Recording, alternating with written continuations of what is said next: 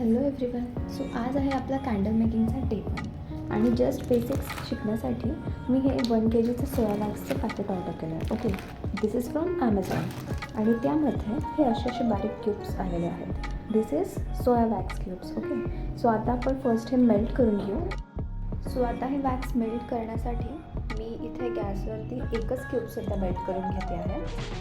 तर जसं की आपण इथे बघतो आहे वॅक्स हळूहळू मेल्ट व्हायला लागलं आणि गॅसचं टेम्परेचर मी एकदम लो फ्लेमलाच ठेवलेलं आहे. सो हे वॅक्स आता पूर्णपणे आपण मेल्ट होऊ देऊ आणि त्याच्यानंतर आपण कॅन्डल मेकिंग स्टार्ट करूयात.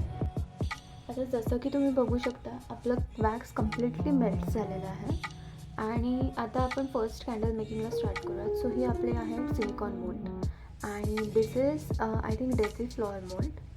सो हे मी रिसेंटली ॲमेझॉनवरनं परचेस केलेलं आहे. सो आपण ही कॅन्डल ट्राय करून बघूयात आता.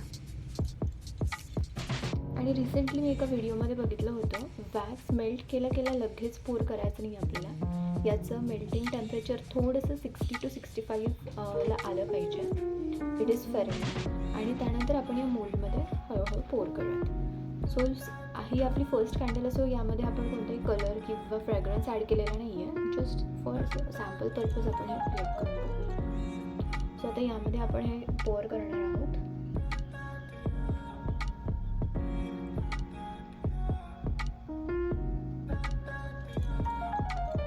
पोर करताना आपण सगळे कॉर्नर्स कम्प्लिटली फुल होतील अशा प्रकारे आपण पोर करायचं आहे.